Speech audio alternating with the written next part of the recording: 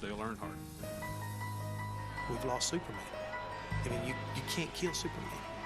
He was Dale Earnhardt. He wasn't supposed to die. I still look for that number 3 car on the track, and I don't know when I'm going to stop.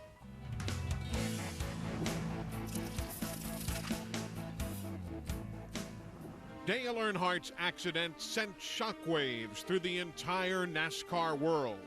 Losing NASCAR's biggest star on the inaugural telecast on NASCAR's new national platform could have dealt a paralyzing blow to the sport. Instead, it was the catalyst for change. To understand the impact of the loss of Dale Earnhardt and the transformation it has brought, you need to understand what happened February 18, 2001.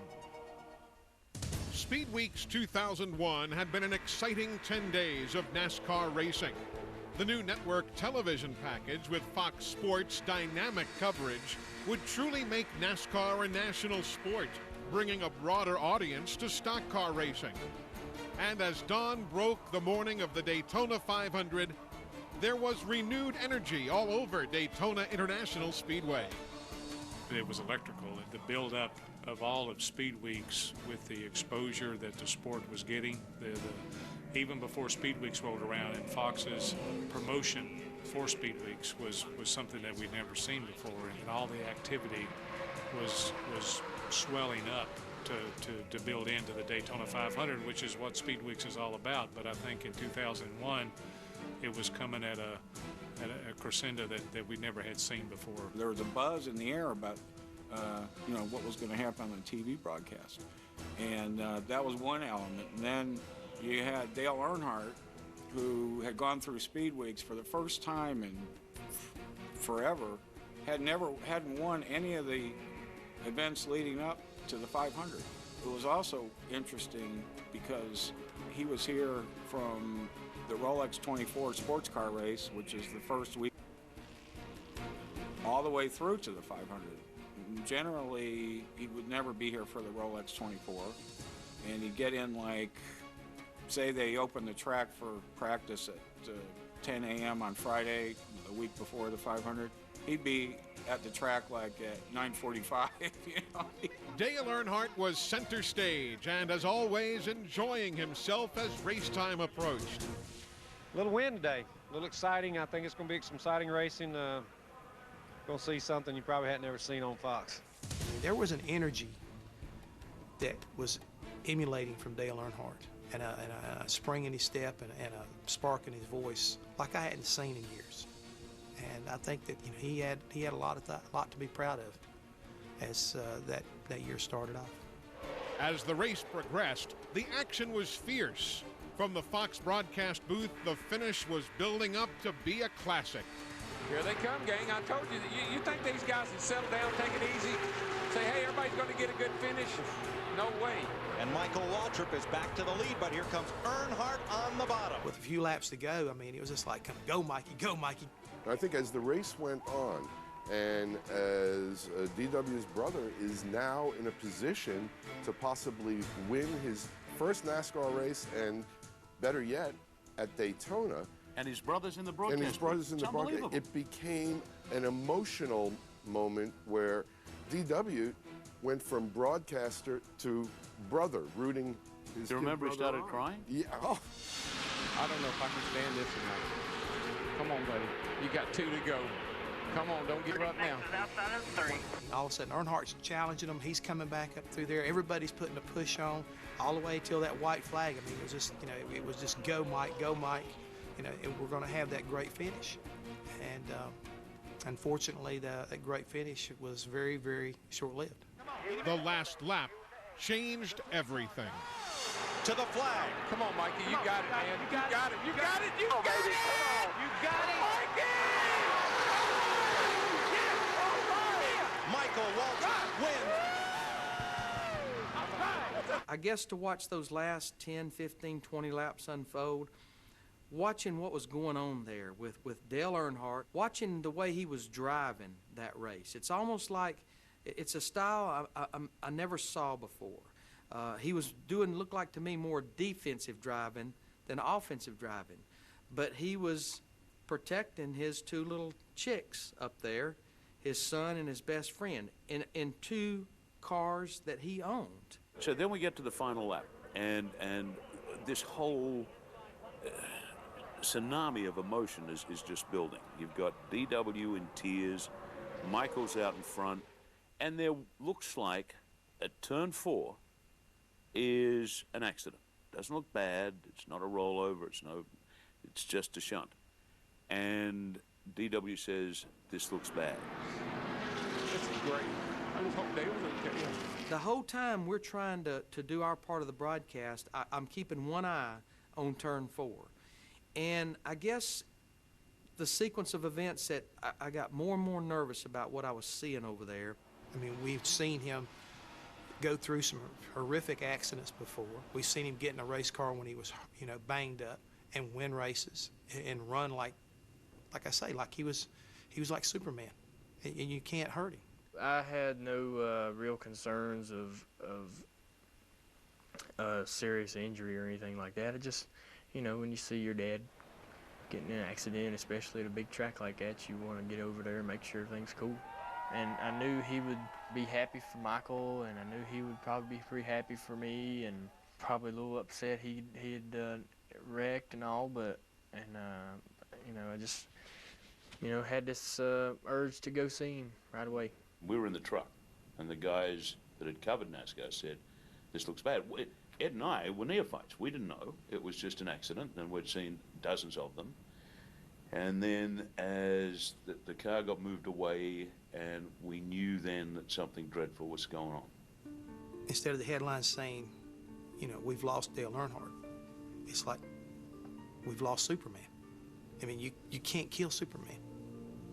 But yet, something had gone wrong. In mere seconds, the face of NASCAR changed forever. I said the day that Dale died that NASCAR was never going to be the same, and what I meant by that is never going to be the same for those of us who grew up in it, because there's still a void whenever you go, the black number 3 car not there, or Dale Earnhardt's not grabbing you by the neck or punching the arm or anything like that, but it also changed the sport even more than I thought about it. He was such a leader with the competitors, and at the same time was on the NASCAR's governing body side, so he was such a major part of the sport. Once he was not there to do that anymore, there was no one even considered trying to replace him. When we come back, the global reaction to Dale's death not only proved he transcended his sports, but was the catalyst for the evolution of NASCAR as we know it today.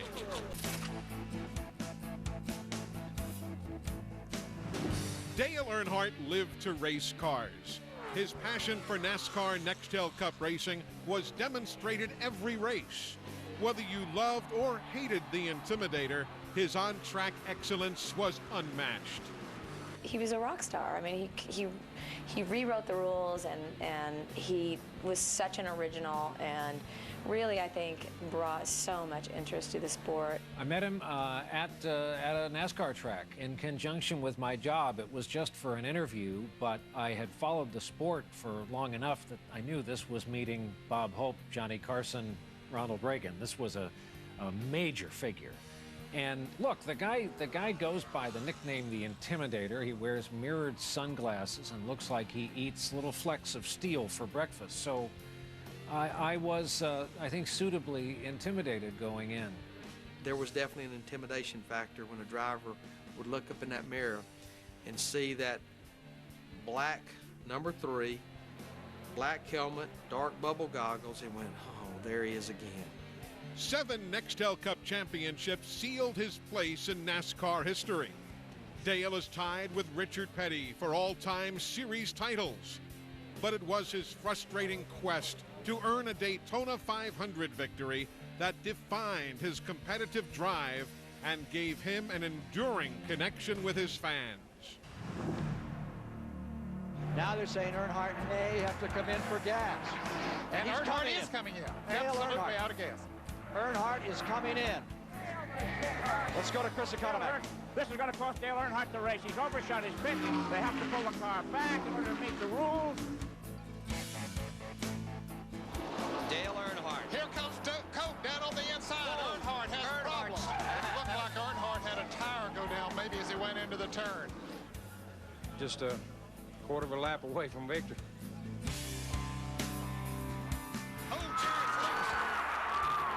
Down the back straightaway.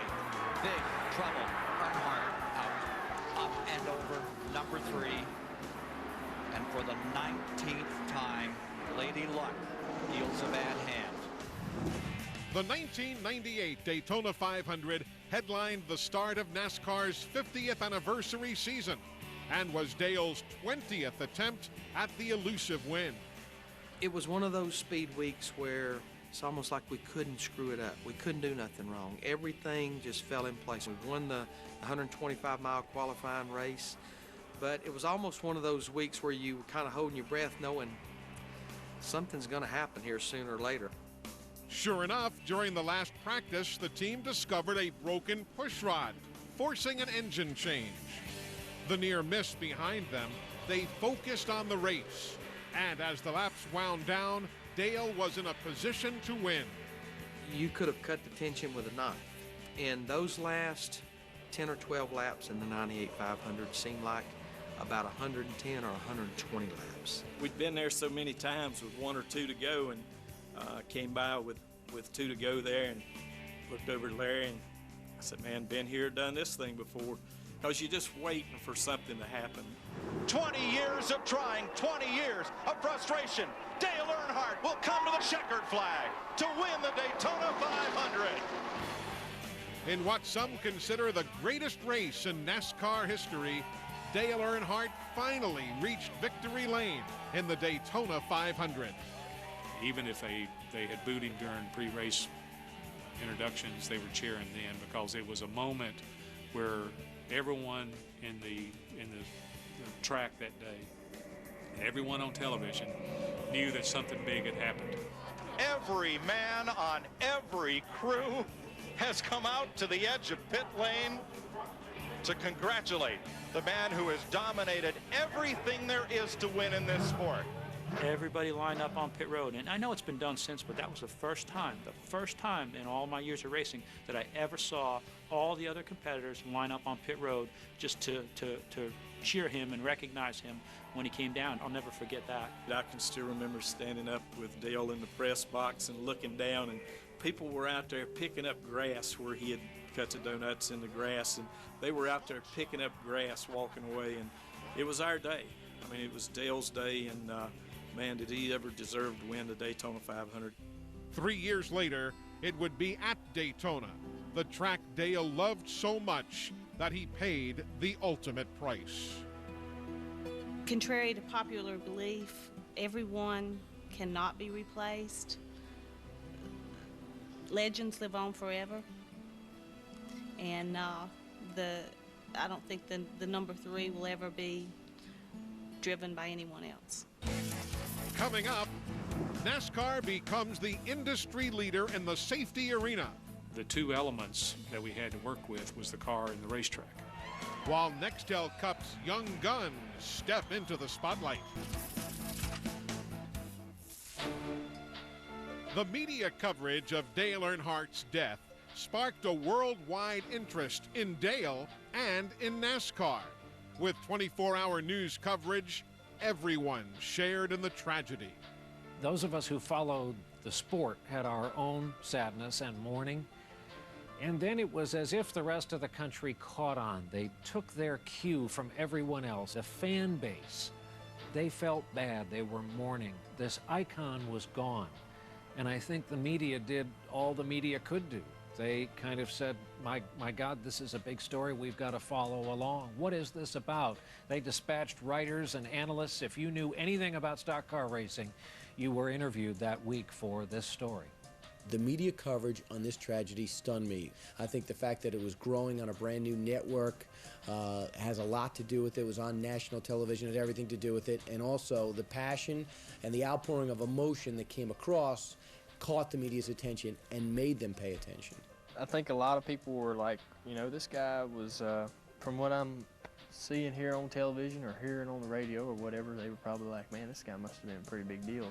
Tributes were many. The White House put their flag at half-staff.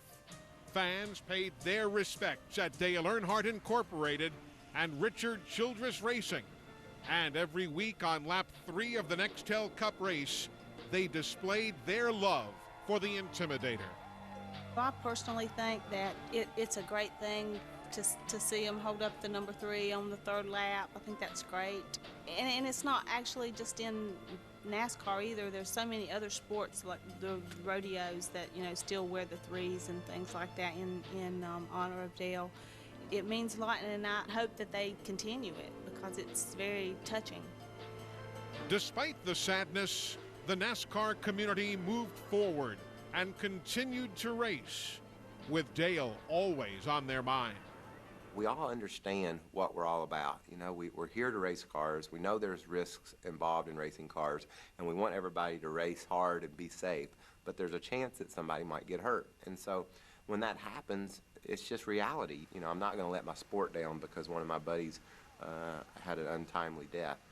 What I do is when I go home, my heart hurts. You know, I miss Dale every day, and Neil Bonnet and so many people that I grew up racing with that aren't with us anymore. So, but that's personal, and this is business, and the business of racing is we race, and we're going to race no matter what.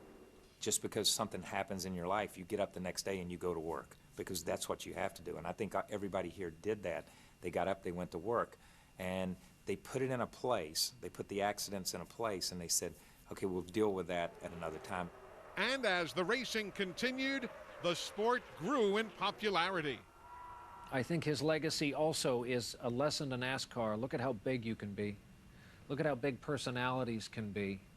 And remember that. It's about great driving, and it's about larger-than-life personalities. The best thing about NASCAR, and the reason why I took off after it, it's a good product. And I think one of the other things about NASCAR, which is underappreciated, but very appreciated from the journalistic aspect and from the media that covers them, is they're nice people who are open about their profession and their sport. Coming up, NASCAR's new championship plan gets rave reviews, while Dale Earnhardt Jr. becomes the face of the new NASCAR era. Flow car's going to be in the way. Just like a year ago, he's going to get him, though. He's going to get him. Gordon got loose. It's Harvick. Harvick by inches. When Kevin won his race, we all benefited from that. Closure. It's almost like we got that thumbs up. You can move on now. As NASCAR healed, Dale's accident acted as a lightning rod in the area of safety. Competitors and the sanctioning body came up with innovations to make the sport safer for the drivers. Everybody wanted to get involved, and everybody wanted to help get an answer. And when you have that much energy going into something, it expedites it, and it makes it happen. The deaths definitely accelerated it. Yeah, there's no question about that. But that's always been the case. You know, that's always been the case. But a lot of times it takes a tragedy or something catastrophic to really jumpstart the entire organization and say, okay, now we got to get ahead of the curve, not just a few people trying. Everybody looked at Dale in a different way. When it happened to Dale, everybody stood up and took notice. When it happened to other people, they said, well, that was an accident. And I think when it happened to Dale Earnhardt, everybody was like, oh no, that can really happen. It woke all of us up, and the drivers looked at it and said, wow, man, we got to do everything we can to protect ourselves. You know, that's the driver's compartment. Now about all the drivers really take a lot of interest in it. Safety is such a moving target. It's never standing still. And when you fix one problem, sometimes you create another one. Some of the things we were doing just weren't right. It were things that we had been doing for years, but it wasn't right anymore with the speed of the car and the constructions of the car. So again, it teaches you a lesson that you really need to never underestimate how much you don't know, and make sure that whenever you put man and machine together, that you're on top of the safety. The safety initiative caused race teams and drivers to take a proactive attitude as they improve their driver compartments, refining seat technology and using head and neck restraints or the Hans device. We were pretty much ignorant. You know, we didn't really know everything that we needed. It never had been an issue. And when Dale's accident happened, I never got in a car again without a Hans device on. They said that would have prevented his injury to his neck. And I said, well, I better put one of those on. Earnhardt got killed February 18th. They couldn't make Hans devices fast enough after that. Wives were telling drivers, get one.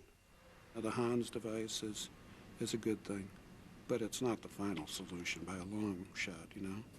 It's definitely something that's going to help in head-on impacts, but we still have to look at the 30-degree impacts and things like that where it is not the final answer. Perhaps the most important safety initiative was the installation of safer barriers or soft walls at all racetracks. It's a wall that has about 30 inches of space between the original wall, and there's foam and there's barrier in there that when that car hits it, and we've had a lot of replays in slow motion that shows just how much that wall actually moves. Well, what that does, that dissipates some of that energy and keeps that driver, just for that brief moment of impact, that's all you're worried about, from being the weak link buckled in that race car. I call putting the soft walls on is going to do the same thing to us that the nose guard did to football helmets. It made the guys play football in a different manner. We're going to see drivers racing in a bit different manner than they have before. You know, throughout the history of motorsports, and particularly just in NASCAR, if you look back at some of the old footage, you see wood barriers, you see Armco barriers, guardrail. You see so many different barriers that the evolution of the business used to get to concrete. Now we have the safer barrier. In most cases, it's a clad over concrete. In some cases, it's a wall by itself. And I think we'll look down the road, and the safer barrier will be the standard for walls at racetracks. From a driver's standpoint, you know, I think that during time there's different things that you fear. Racing on tracks that were designed in the late 50s and early 60s, the wall configuration became an issue for us. And you know, they got together and all of a sudden you come up with softer walls, and I think that's been huge. You think it's going to hurt when you blow a tire, and because it's hurt for 20 years, but then you hit the wall and you say, oh wow, that wasn't so bad after all. Because of Dale's death, I think a lot of other drivers now are surviving crashes that might have been worse. I mean, I can tell you 2 or 3 crashes that I know, had it not been for some of the things that we've done with seats and soft walls and Hans devices because of Dale's death, that the drivers probably would not have survived. We were still committed not to do anything before we were ready to. We weren't going to do something just for the sake of doing it. It needs to happen correctly and not create an additional harm. It certainly needed to work. We were getting a lot of help from a lot of different directions. As we worked through all the issues, we landed in an area that really shows evidence that it's the right thing to do with the safer barrier.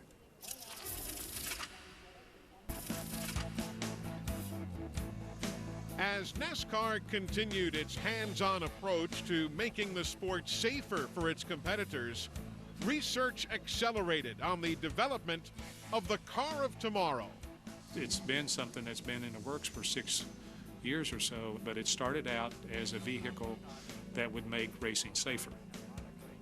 But if you're going to have to start from scratch, why not make a car that helps the economics of the sport when it comes to a car owner? Why not make a car that makes racing easier and better on the racetrack for the show itself? But first and foremost, it was about making the sport safer for the drivers. Despite the multiple goals for the car, it continues to be the center of debate. I personally think that the car of the future can be a good idea. I understand what they're trying to do, that they want to make the cockpit bigger for the driver, which is a good idea. They want to make the greenhouse bigger, take some aerodynamics away from the car, make the car simpler to build, but they got to make sure they're going about it the right way. I feel like we're going back to the we don't know how much we don't know, and we're just jumping into something and not doing it correctly. I think that if it helps the competition, the cars drag, if they'll do the rules and do the rules correctly, I think it'll put on a lot better show. I think it could be almost like it was in the early 80s, where you could see a slingshot or you could see a lot of side-by-side racing. It's going to be slower, I hope. I hope it's going to be slower because that's going to mean better racing. I think it's going to handle better, and I know it's going to be less expensive no matter what else anybody's saying.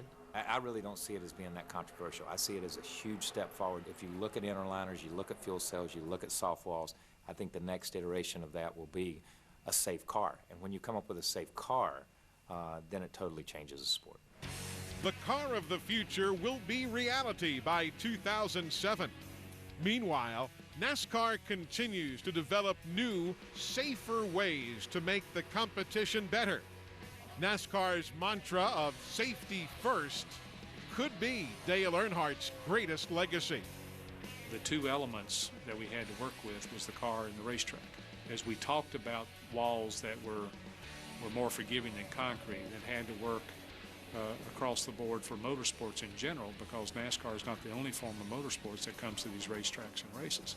So it had to work for everybody, and that's what took us so long to get there. Coming up, NASCAR goes big time.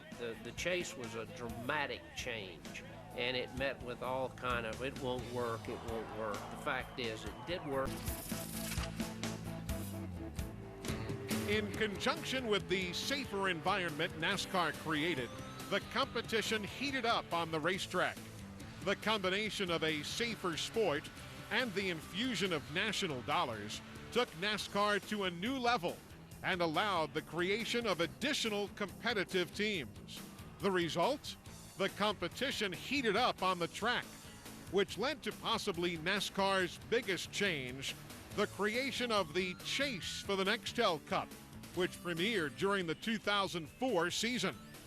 The 10-race playoff involving the top 10 drivers was revolutionary, as the sanctioning body had changed a point system that was in place for over 25 years.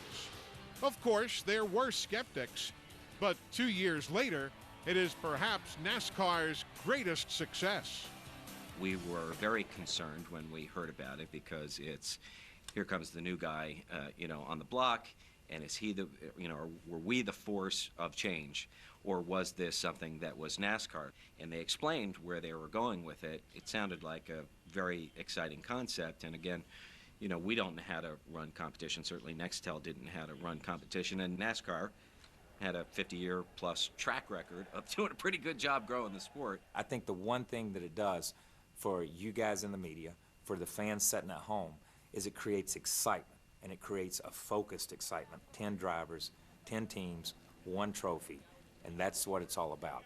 You have to think about it from the time you get to Daytona till, the time you get to Richmond. Everybody thinks about it, talks about it. So I think it's added a lot to the sport. The unquestioned success of the chase has caused other sports to take a pause and look to NASCAR's winning formula. I think NASCAR snuck up on a lot of the other leagues. I don't think anybody was cognizant of the advocacy and loyalty of the fans, the NASCAR fans, that they have for their sport, that they have for the drivers of the sport. And I think the other leagues look at that and they look and they're kind of wondering, what's the magic formula? And what has NASCAR done to develop that kind of loyalty? It does amaze me that we went from the bottom of the pile to the top of the pile. It seems like in a 5 to 10 year period. It amazes you that for so many years you were the butt of all of Letterman's jokes or the butt of all of Leno's jokes, and now you've got the NBA and you've got golf and you've got the NFL and you've got Major League Baseball trying to copy a lot of the same formats that NASCAR uses. So I think you're into the situation of, who gets the last laugh. It's nice to be in a position now where sports that are older than we are looking at us and saying, those NASCAR guys may be onto something there. That's part of being proactive instead of reactive, I think, which is the modern NASCAR. Coming up, the modern NASCAR takes on new challenges. A manufacturer just can't come in, tear up the sport, raise the price, and then just leave when they're done with it. While Dale Earnhardt's memory remains a constant influence on auto racing. But it's going to be Dale Earnhardt Jr. using lessons learned from his father to go from 6th to 1st and score the victory in the Pepsi 400. Junior, you happy? The biggest thing that night, though, I think it did was it established Dale Jr. as a for real, hard-charging, intimidating driver. In conjunction with Dale Earnhardt's dominance on the track, he set the standard in the business arena as well.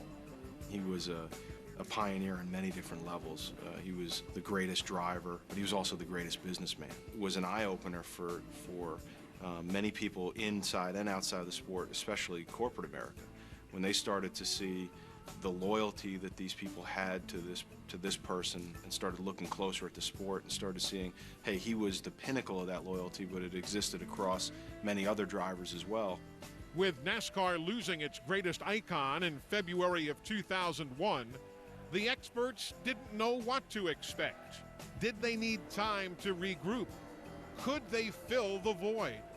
In February of 2001, Dale Earnhardt was a big part of our sport. Still is today, but certainly a big active part of our sport.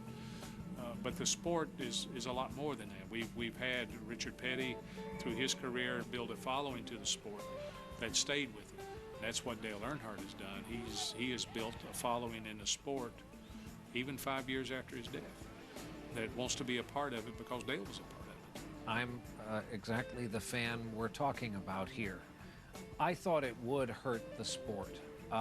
It does hurt every Sunday not to have him there, but I guess his legacy is doing the oval with everyone else.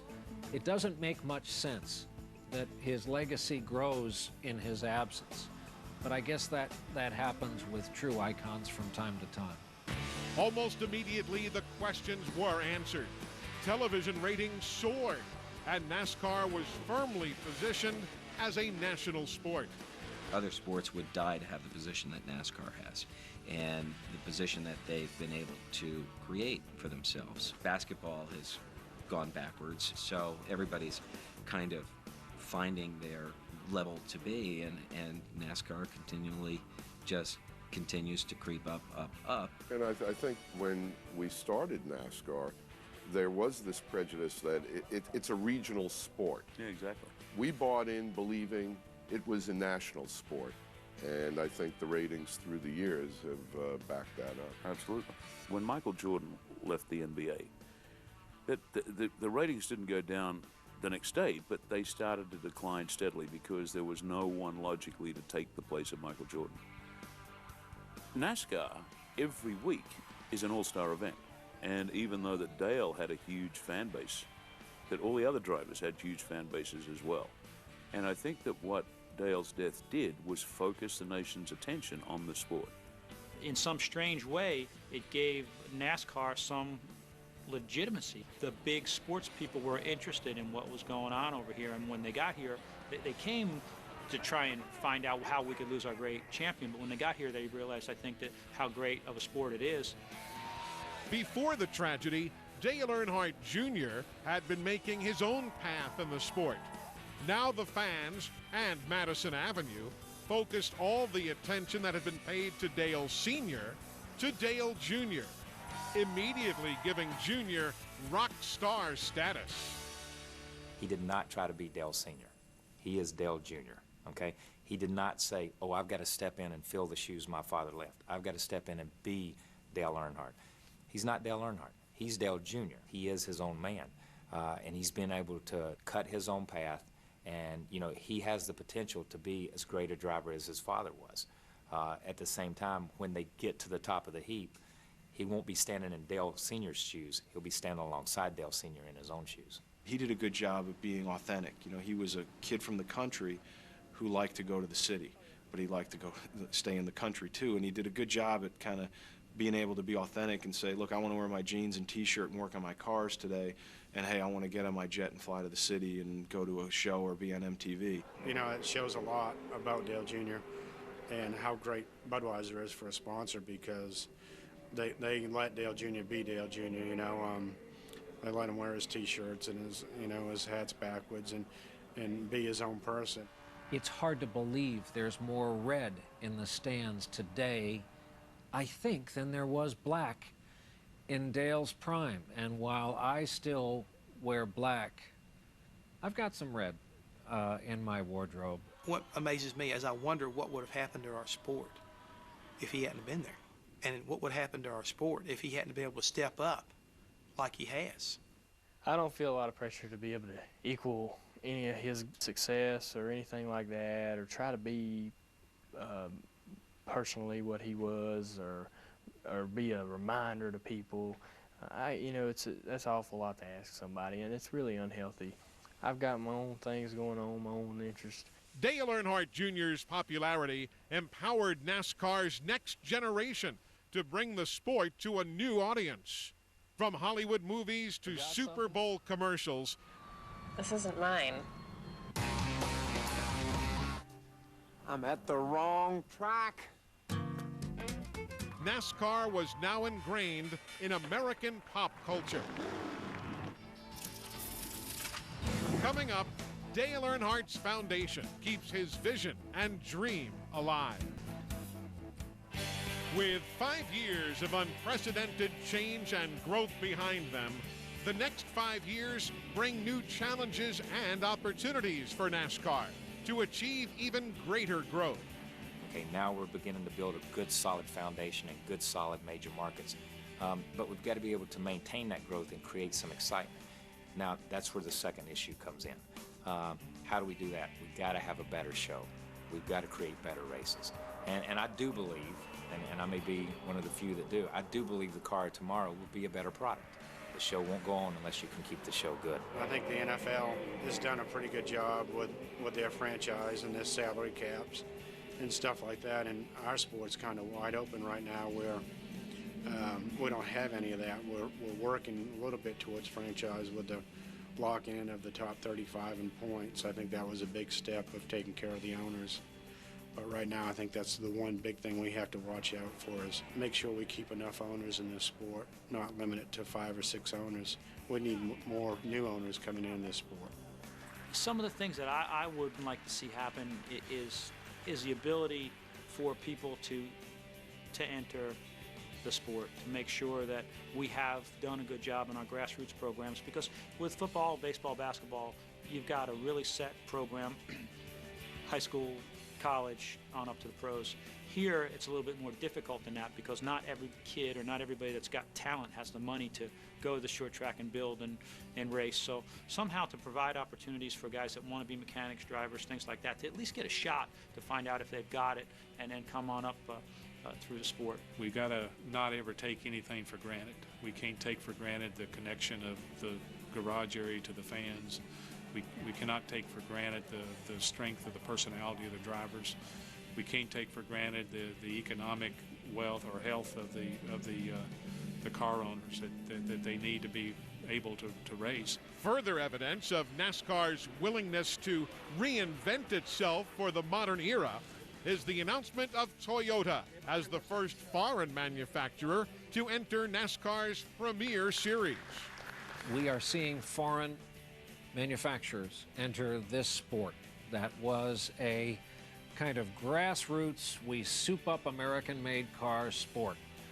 I think once you have the first Toyota Camry take the green flag, the sport changes a little bit. You make it us versus them. Look, we're not going to tell these guys they can't come compete.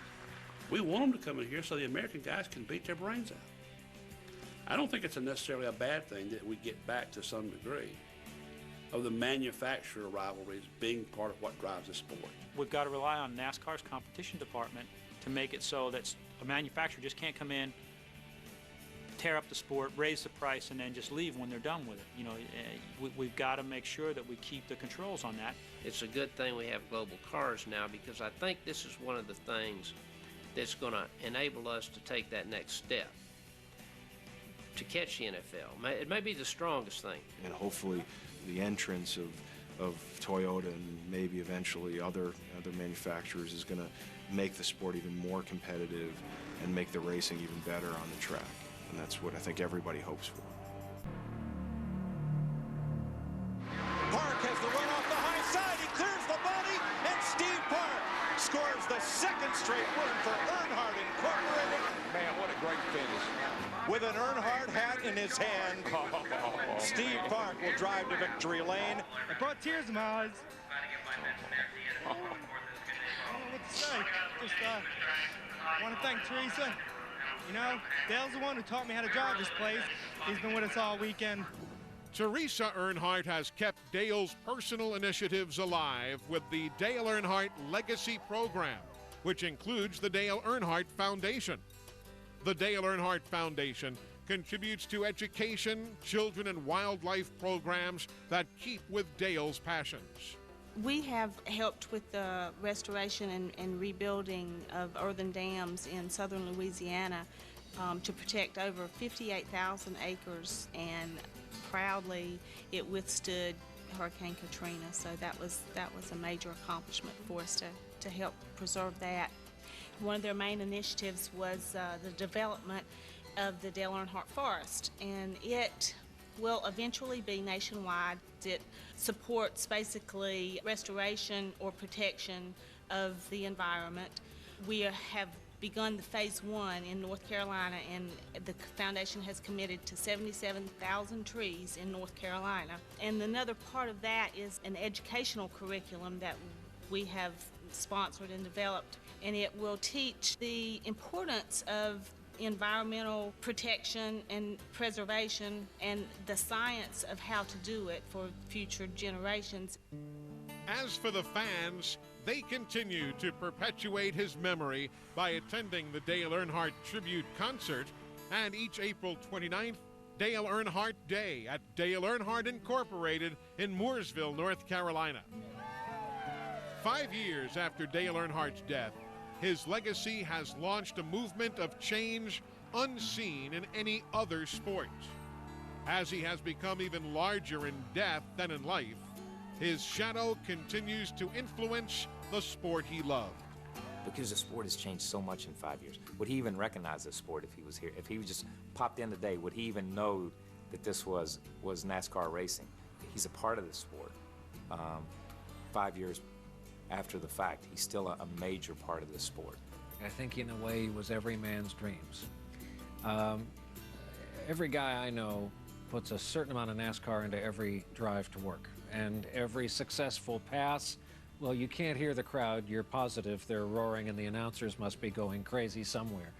That's, I think, what Dale Earnhardt, as a product of America's great blue-collar middle class, meant to everyone. There are very few originals in life, you know, people who really set the pace, who really kind of personify the best aspects of a sport or of music or of art or whatever field they're in. And he really was that person. I mean, he really, I think people looked up to him and looked up to him to see, you know, what the guidelines were, what the envelope was that was going to be pushed. His legacy is authenticity, and his other legacy is toughness and fearlessness. Altogether, that's how Dale Earnhardt is remembered. That's how his legacy is played out with his son. His class. I mean, he was all class. He was a man of few words. He was the kind of guy that you could tell it was just, if he said it, he meant it, you know, and he epitomized, he was the coolest cat, I think, to ever get in a race car. He was one of those personalities, and every now and then there's one that comes along that can relate to every walk of life and almost every culture that exists, whether he could speak his language or not, or he could speak yours or not. He transcended barriers. He was just one of those amazing characters. And oh, by the way, he was a heck of a driver. He was fascinating, you know. He was a special person. And there were just things that he could think of and do, and his level of common sense was just so far beyond a lot of people that I know, and I just believe he was so way above average in a lot of areas, and that's why I feel pretty positive that he's in heaven, because I don't think God would pass something like that up, you know.